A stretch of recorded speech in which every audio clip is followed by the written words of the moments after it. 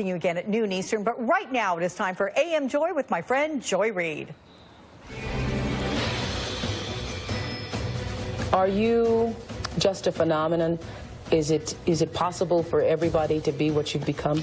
No, it's not, but it's possible for a lot of people to become successful and even very successful. I mean, you have to be given, and this is where luck comes in. You have to be born lucky in the sense that you have to have the right genes to go out, and if it's in my business, if it's making deals, if it's to become Jack Nicklaus or Chris Everett or Martina or Let me ask you this. You have to have a certain gene. Good morning and welcome to AM Joy. So where are you from? It's a relatively innocuous question, which can be a little bit annoying if you're a person of color, but really, no harm done.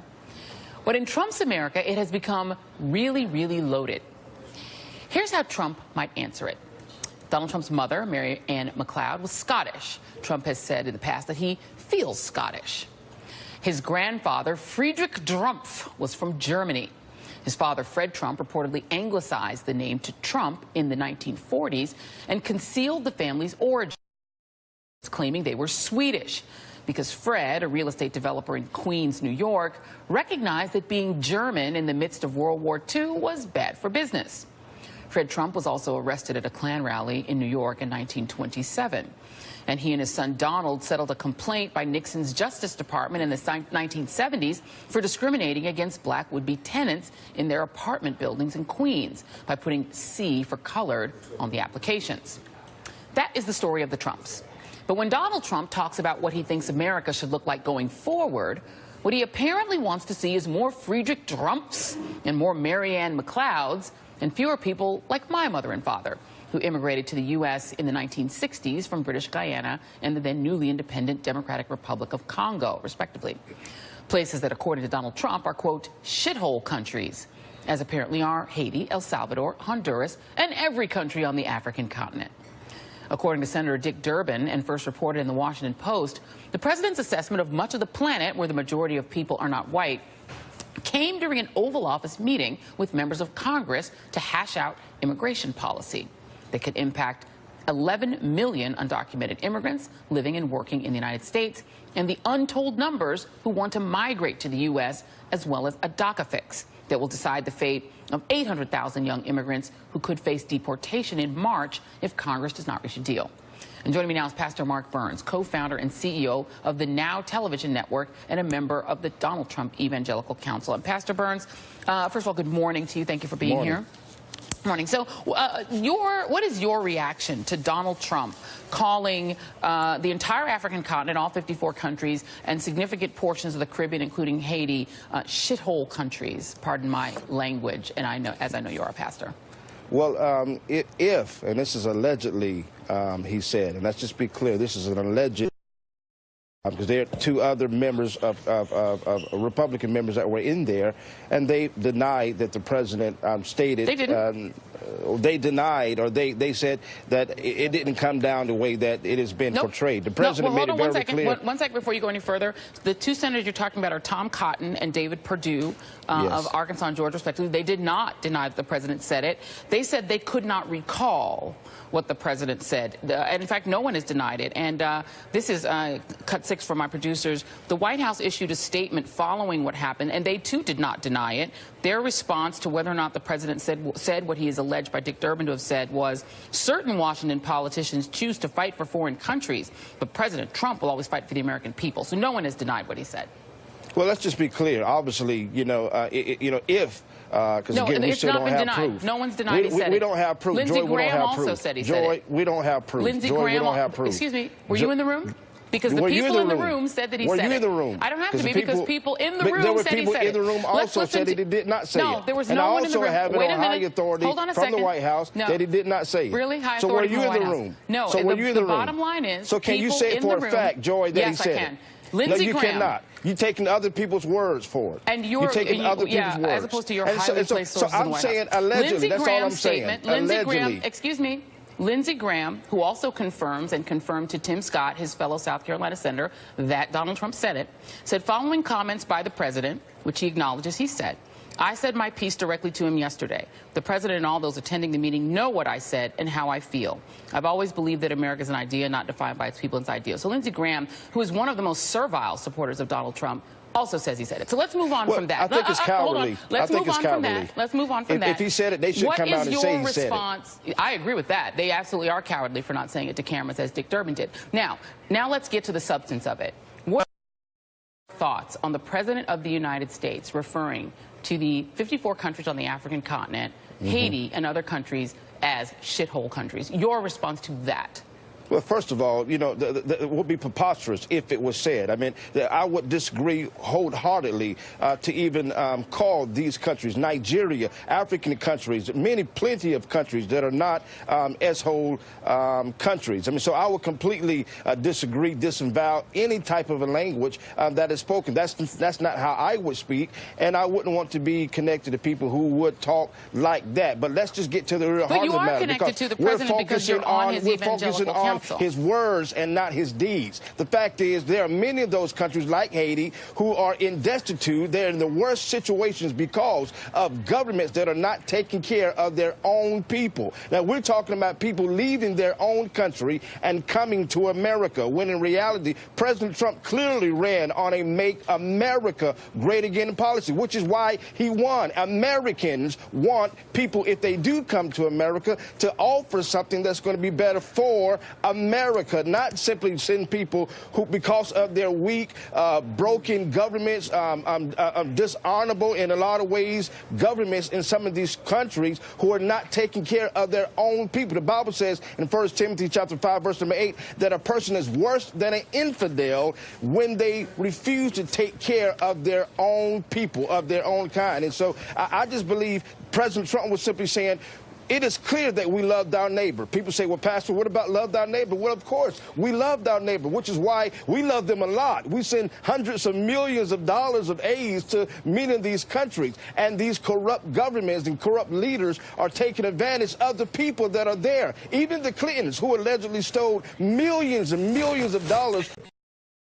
George, so everybody can do a quick meme. I'm just listening so they to can do a quick meme and say, look what George looks like on television. But the fact of the matter is, we do love our neighbor. We do help. We don't leave people destitute. We send, and those millions of dollars could be coming to America to help other black people, other minorities Can I in get our a word own in country. edgewise? Can I get a word in edgewise on A.M. It is your show. Okay, good. It is your show. So you quoted, I want to unpack a couple of things you said. You quoted 1 Timothy 5 through 8, and that verse refers to a man who would not take care of his own family and immediate family. There's another verse in the Bible. I'm a church girl. All right, I used to teach Sunday school back in Denver, Colorado when I was in high school. So I love a Bible verse myself. Talk more church when you're on this television show. Hold on a second. No, talk we're going to have church this morning. I have a pastor on, so I'm going to go ahead and I'm going to quote the word of the Lord. Isaiah 10:2. In the Bible says, woe to those who enact evil statutes and to those who constantly record unjust decisions so as to deprive the needy of justice and rob the poor of my people of their rights, so that widows may be their spoil and that they may plunder orphans. The Bible says a lot about caring for others and widows and orphans. The Bible verse you talked about, talking about caring for one's own family and immediate family. This Bible verse that is repeated much more in the Bible talks about caring for the least of these and widows and orphans. So you talked about, hey, hold on a second. So you talked about Haiti in specifically being a country that's not caring for its own people and that it has a government that's corrupt and a system that's broken. Then how can you, as a man of God, justify sending people back to such a country? If the country is so broken, then how can you, as a man of God, justify sending people back to that country? This is not about sending people back to the country. That's what Donald Trump's policy is. What we're you said, talking look at about his deeds. is that is his policy. The deeds Answer is my question African American. The deeds are this. Nope. Words Answer are my these. question first. African American unemployment in America is at an all-time We're not talking about sending low African in the Americans to history. Haiti. We're talking about. We're talking about taking care of America first. Time out.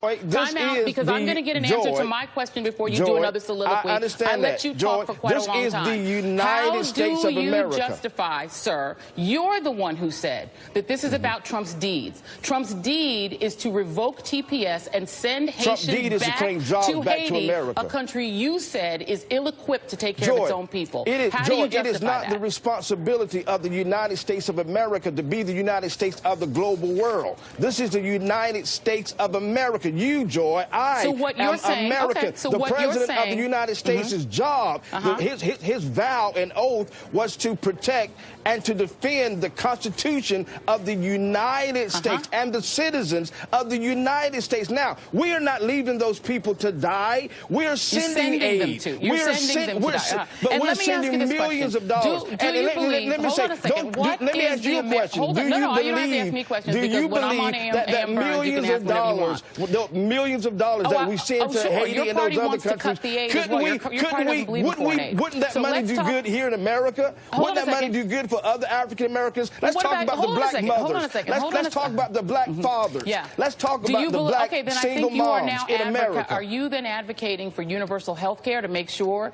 that those black mothers and fathers in this country have Let's universal talk health about the care, NFL mothers of the NFL players who are not getting their money. Are you kidding? Let's talk Are you about serious right the now? mothers. Yes, they're black mothers. What does the NFL NFL mothers. have to do with the NFL universal mothers? health We're talking care? about black people in America. Let's talk about black people in America. We're talking about black people Do you in believe Haiti. that they Let's should talk get about black people in America. universal health And care? there is one thing that I the have one more president, I question. do disagree. There's one thing that the president and I do disagree with. there is one thing. That's good. Yes, I disagree that I don't think we need more, in reference to his Norwegian immigration policy, I don't think we need any more white liberals coming to America. I think we need to share it all and if we open the door, even as we open the door, we don't need more white liberals coming to this country. So are you saying that you want to have a policy based on Norwegians people's can stay where ideology? they're at. So, well, Norwegians have been quite clear that they don't want to come here and give up their this is universal America, health care. Joy. I have one You're more on a- country. Joy, I know you're where I on a- live.